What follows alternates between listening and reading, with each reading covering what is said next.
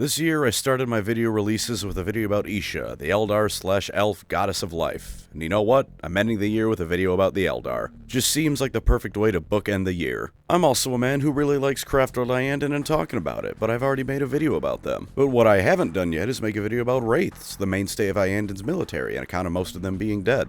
So you know what? That's what we're talking about today. The various Wraith units of the Eldar roster. Shout out and warning to the guy in the Primarch video who said I made it because I ran out of elf content to talk about. I am never out of material to talk about with the elves. Let's finally get on topic though. The Wraiths of the Eldar are easily my favorite unit they have. They just tick all the check marks. They're big robots that can range anywhere from 9 feet tall to taller than a building. They're tanky as all hell, helping to plug up an otherwise very noticeable hole in the Eldar roster. And of course, they're technically a form of necromancy, which is very good because I've gained a newfound appreciation for Warhammer's undead factions in the past few years. No Cetra to lead the Wraithguard unfortunately, but nothing's perfect. So for the end of the year and my Christmas gift to you all and myself, I get to yap about dead elves for the next however many minutes of your life. Lore, tabletop rules, all of it. Buckle up, because as it turns out, when you kill an Eldar, it doesn't usually stick. They just get slower, taller, and all the more determined to teach you who truly rules the galaxy.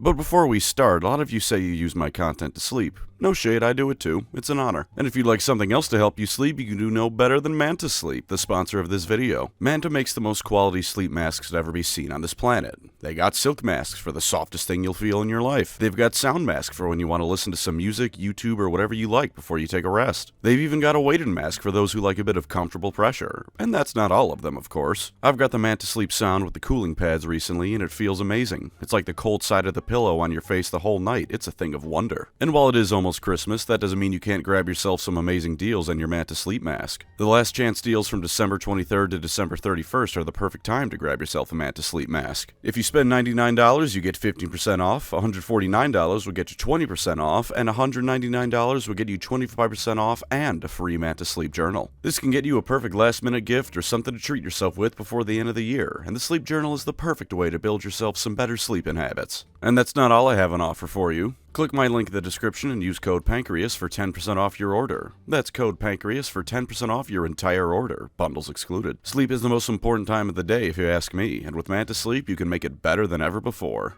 Now then, dead Eldar glazing time is go. In the 40-whateverth millennia, there is only grimdark and war. Naturally, this applies to the Eldar too. Unlike pretty much everyone else though, even the Tau to some extent, the Eldar can't really afford all of this constant war. They're almost totally outnumbered, they're slow to reproduce, and their souls are eternally damned to Slaanesh upon their death. Every single Eldar gone, be it through combat, some sort of ritual, or even just natural causes, is a nearly irreplaceable loss, only somewhat balanced out by the fact that craft worlds are each almost as hard to invade as Cadia was. Sometimes GW forgets this and a craft world is invaded by a minor Imperial force and loses hundreds of thousands of Eldar, but hey ho, what are you gonna do about it?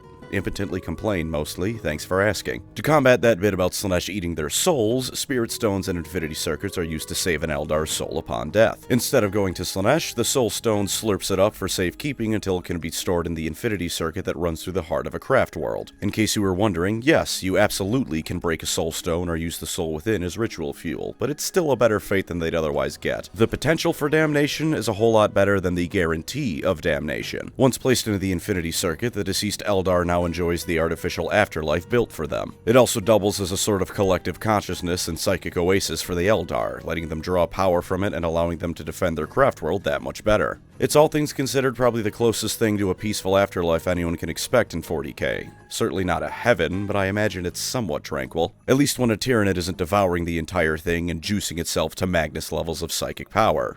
Pour one out for Malantai. It wasn't Slaanesh that got them, but they still got. Of course, while this does solve the issue of Slaanesh eating them, it doesn't solve the preceding two issues of them being slow to reproduce and horribly, depressingly outnumbered by every single other faction, barring maybe the Tau. And the Tau thing depends entirely on how charitable you are with how many Eldar are on a craft world. If you aren't me and therefore charitable, they're outnumbered by them too. So the Eldar had to get creative. Moving over to the Dark Eldar, they solved this issue with growth vats. Just pump out more BDSM freaks on demand, why the hell not? The Craft Worlders had a different solution that, depending on your point of view, might arguably be worse. Those souls of the Eldar who finally found peace and can rest and relax as best they can from the horrors of 40k? Sorry about that, Chief, but I'm afraid we still need you alive and kicking, and the alive part is quite frankly optional. So an enterprising Eldar Psyker will waltz towards the Infinity Circuit, grab a soul or 5 or 10 from it, put them in soul stones, and jam that into a Wraithbone body. Bing bang boom, we now have a unit of Wraithguard. Whether or not it wants to go back to bed or rip and tear until it is done varies from individual to individual, but in either case they can get what they want by swiftly eliminating enemy targets for their living kin. As I said before, this is technically a form of necromancy, and most Eldar regard it as such, and this is by no means an unreasonable stance to take. The Eldar in a Wraithguard is dead. Their soul was taken from the afterlife built for them and jammed into a robot to fight again. They are absolutely being robbed of whatever peace the Infinity Circuit provides, and by nature of them being sent into battle, it's another chance for them to have their soulstone destroyed and them taken into Slaanesh's warm, sticky embrace. No one wants to be the guy to resurrect someone's dead grandpa and say you aren't done yet, and for everyone else, no one wants to watch grandpa come back from the dead only to be thrown into the Meatgrinder. Nevertheless, a Wraithguard summoned to battle will do its duty. They may not be happy about it, but they know the stakes the Eldar face. As Ayanna Arienal of Iyanden puts it, not even the dead have seen the end of war, and with how stacked against the Eldar the deck is, they've got to take every ace in the hole they can find. Speaking of, Iyanden is of course the craft world most known for deploying Wraithguard. It's important to remember that this isn't because it's seen as more acceptable or they're just assholes over there. They don't have a choice. 4/5 of the craft world's inhabitants are dead. If they don't deploy Wraithguard, they're gonna get wiped. They aren't happy about it, and indeed they were once saved by the Dark Eldar because the spiky elves think the angst over the Wraithguard they have to use is incredibly funny. Worth noting is that each Wraithguard is still the Eldar that was originally killed. It is very much their soul being implanted into another body, and they will retain their memories and personality for the most part. This is naturally most noticeable on Craftworld Iyanden, where entire families and houses consist of nothing but Wraiths. Again, the Craftworld's been so devastated that the dead don't just outnumber the living in their armies, they outnumber the living, period. Each Wraithguard probably also has a little bit of lingering trauma on account of being dead, but this is 40k. Therapy is reserved for after the war is won, and the war will never be won, so suck it up and go grab some D-weaponry. An Eldar brought back as a Wraithguard is an inverse of a living one. They are slow and steady as opposed to the lightning-fast, decisive movements of the Eldar.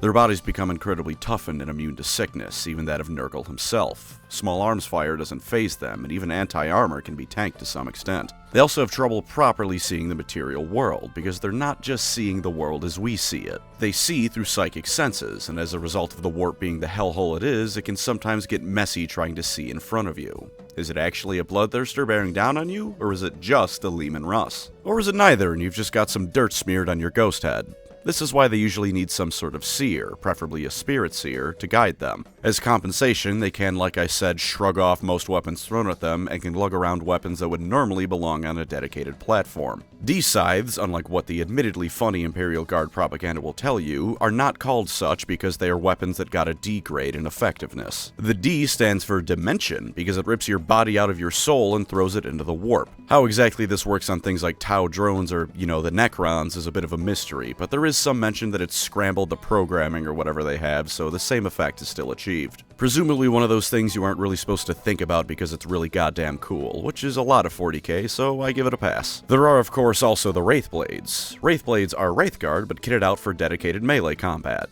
That and they're angry. Really angry. Approaching Angron levels of angry. They have their own name, Clivolk, that most Eldar won't even say out loud because they're afraid of invoking Kane's wrath. Which sure, it's helpful to invoke Kane's wrath during a battle, but less so when you're just making dinner or dusting off the Wraithbone bodies. They're so angry that not only are they separated from the bodies of the other Wraiths because the living Eldar fear their rage might be infectious, but their spirit stones glow when they're activated. Why are they so angry? I don't know, man. Take your pick. They died and still don't get to rest, they don't have a proper body anymore, there's a decent chance someone they knew and loved has also died but didn't make it to the Infinity Circuit. There's a million reasons they'd be angry at the world. With all that lore, what are these things gonna do on the tabletop? This will be similar to the Aspect Warrior stat reviews. Not quite a full do or don't, but just taking a look-see across the board. Normal Wraithguard first, for I have need of them. For positives, Wraithguard are going to eat anything you throw at them. At Toughness 7 and a 2-up save, your enemy needs either an incredible volley of fire to take them down, or straight-up anti-armor weapons to do it reliably. Though normal Wraithguard don't get an invuln save, a 2-up is plenty to deal with small fire, and if your enemy is devoting anti-armor to the Wraithguard, there's probably something else they could be shooting at you can throw at them instead. like a fire prism. Those things are nasty. And just to really put the cherry on top, Spirit Seers can bring 1 back per turn in your command phase. Against Mr. Glitzdaka and his goddamn 30 million orc shots a turn, this would amount to a grand total of 1 Wraithguard that he killed that would then stand back up. Against someone else who I'm not sure I can say yet, but I promise something cool will come from that as well, I parked the Wraithguard in front of a Leman Rust for the entire game and eventually destroyed it. Of course, I did pay for it by having my poor Warlock get obliterated by the 50 lasgun shots I wasn't paying attention to, but that's what I get for bad ideas. Wraithblades up the ante by potentially being armed with a Force Shield and Ghost Axe, which gives them a nice 4-up invuln save to boot.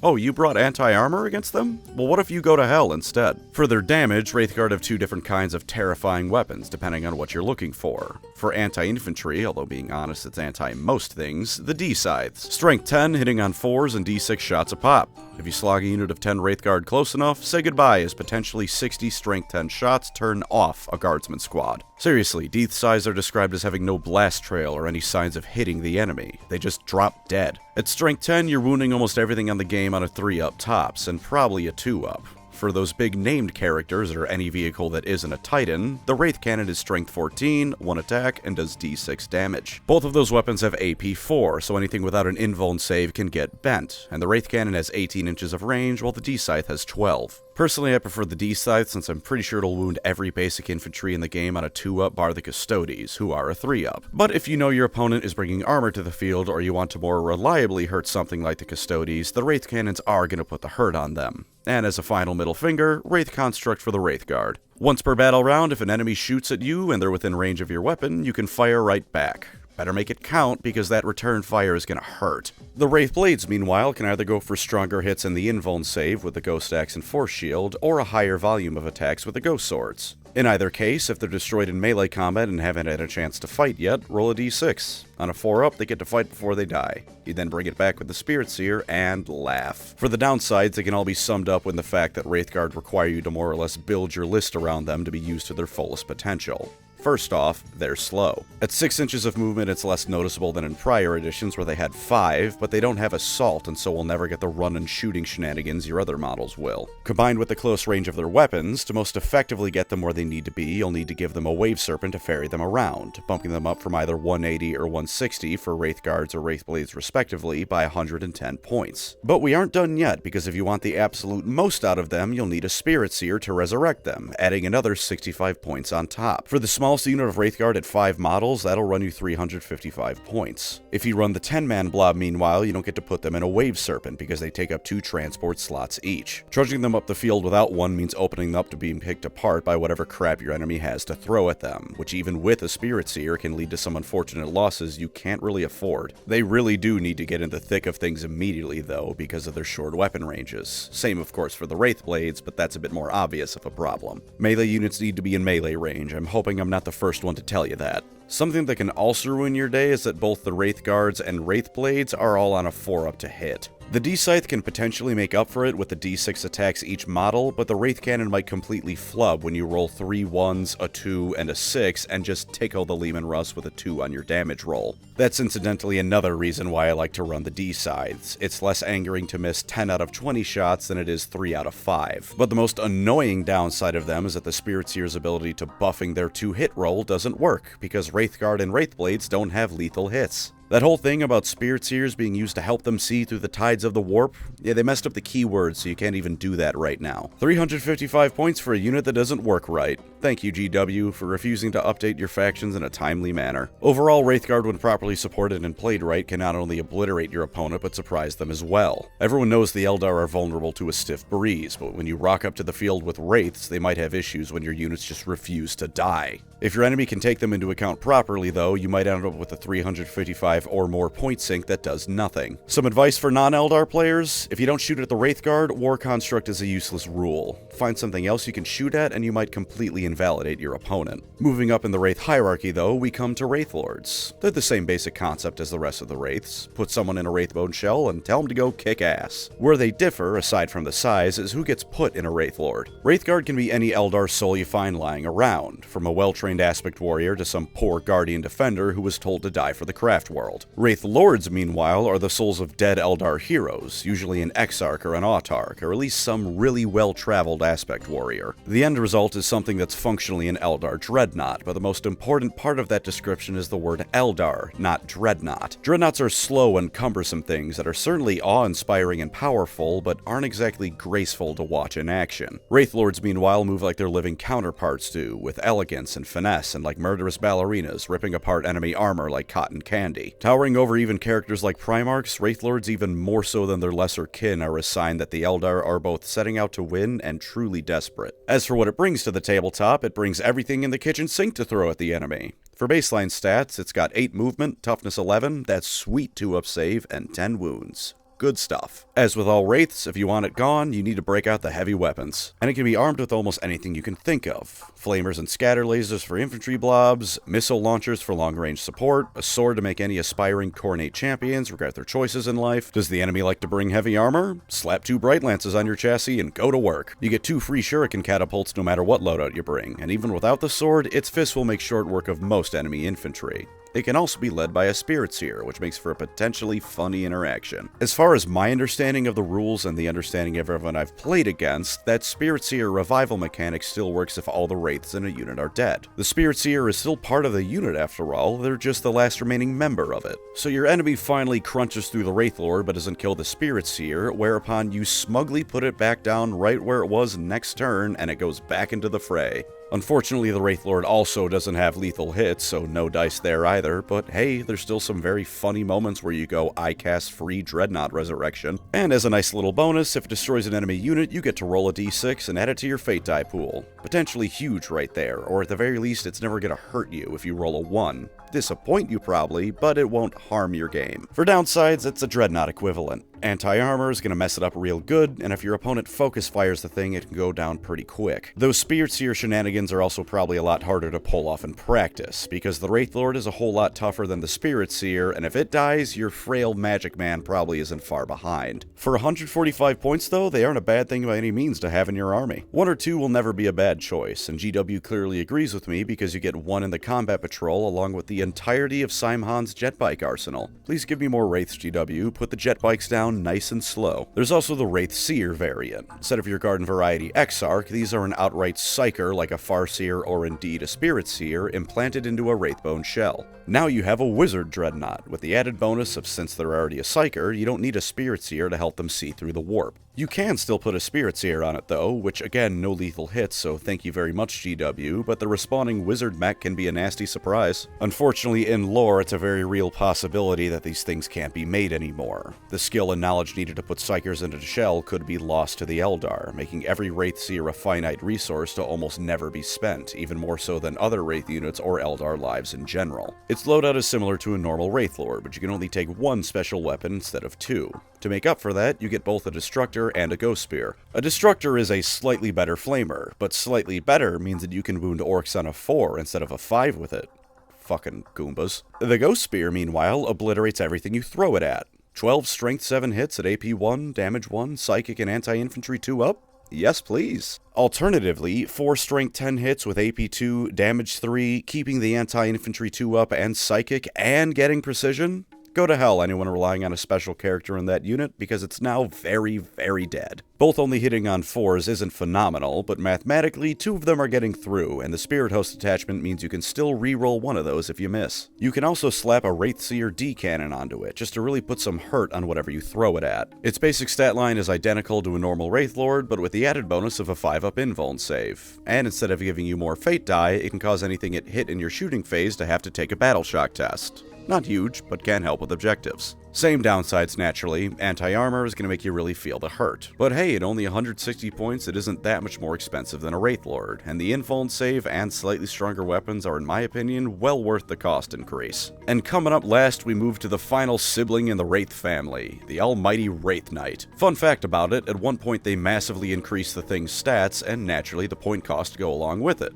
An editor or some kind of higher-up said to revert the point costs back to where they were. The guy making the rules said, okay, I'll change everything back to how it was, and the editor said no. keep the updated and improved rules, bring the point cost back to the original. So if you ever wondered why Wraithknights were busted in 7th edition, it's presumably because someone at GW really wanted you to buy a goddamn Wraithknight already. In the lore, Wraithknights are of course the Imperial Knight equivalent. As I said with the Wraithlord though, they aren't nearly as clunky as Imperial Knights are. That's not to say a regular knight can't tear ass across the battlefield, it absolutely can, but Wraithknights move like someone just scaled up an aspect warrior. Across the battlefield, they leap from building to building, running and jumping like an Attack on Titan character, but if they were the size of one of the Titans. Wraithknights also have the dubious honor of making up the Eldar expeditions to the Crone worlds that make up the remains of their former empire. Only something as powerful as a Wraithknight can hope to sustain both the presence of the warp and anything that calls it home, while also harvesting spirit stones to bring back to their home. How you make a Wraithknight is very simple, and this time it even involves a living Eldar. Take a pair of Eldar twins, wait for one of them to die, and then shove them both into the Wraithbone chassis of the Knight. If you really need that Wraithknight pronto, the waiting part can be optional. Usually trading lives is not worth it for the Eldar, but when you get a Wraithknight out of the deal, it arguably is. From a material standpoint anyways, any Farseer who purposely kills off a twin to get another Knight is a monster. But again, 40k. Everyone's a monster. It's not like Space Marine chapters don't chew through aspirants like popcorn for every Space Marine they get out of the process. Also, yes, I see the design of the mech. Yes, I'm aware the Eldar are all about mysticism and their organic-looking tech.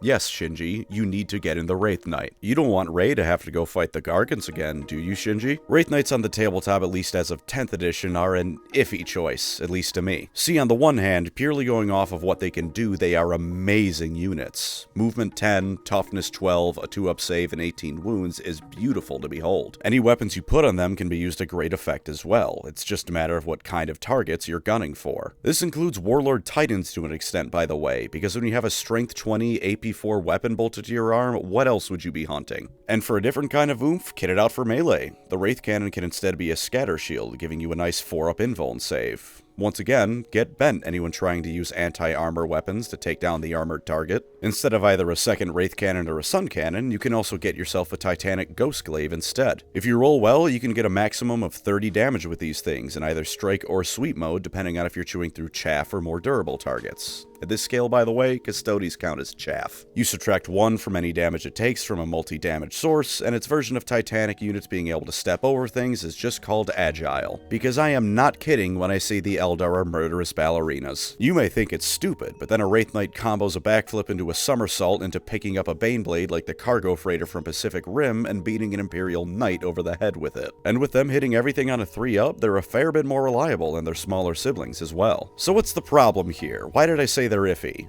Pricing. Real-life pricing, too, Jesus, but mostly in-game pricing. That hefty $4.95 point cost is going to devour your army's budget. Compare them to Knights. Knights are as tough as a Wraithknight and actually have a worse save. If you have the Ghost Shield, they also have a worse invuln save, and some of the Knights are a bit pricier actually. But a bog-standard Knight Errant is over a full 100 points less, and while more kitted towards melee, still has a more flexible range of weapons. Since there's a lot more Knight subtypes, there's also a lot more versatility compared to a Wraithknight, but after a couple of battles, you'll probably have seen everything the Wraithknight has to offer. Also, Knights have a few more wounds than a Wraithknight, and if you don't take the Scatter Shield, then the Wraithknights don't get an invuln save period, whereas Knights have an inbuilt 5-up. I am, as always, hesitant to say anything is bad outright, but consider that an Avatar of Cain is only 335 points and is handily better in almost every way except having 4 less wounds. I guess he can't walk over terrain like the Wraithknight can, but that also means Cain can feasibly be hidden behind cover. Good luck hiding a Wraithknight behind anything. There's also the Scathach Wraithknight. It's a Wraithknight specifically designed to prowl the webway, eliminating anything inside that doesn't belong. It does this by having what's essentially 2 Knight-sized warp spider cannons on its arm. It's 5 points less, has an identical stat line, and in place of the reducing damage by 1 ability, you can put it in strategic reserves once per battle. It's supposed to represent it going in and out of the webway. If you want a Wraithknight that's a bit more range-oriented and with a potentially nasty trick up its sleeve, take this. Maybe those 5 save points will let you take an upgrade on a character or something. And those are the Wraiths of the Eldar. Dead though they may be, if anything, they're only more potent combatants. Because on the tabletop, they've got their downsides, especially with their points. But in the lore, stick a Wraithguard around a corner and you're golden. Thank you as always to my wonderful channel members. You are the spirit stones to my Wraithguard, the beating heart of what makes this channel possible. If you'd like to support the channel, feel free to subscribe or become a member. Either way, thank you for watching and take care out there.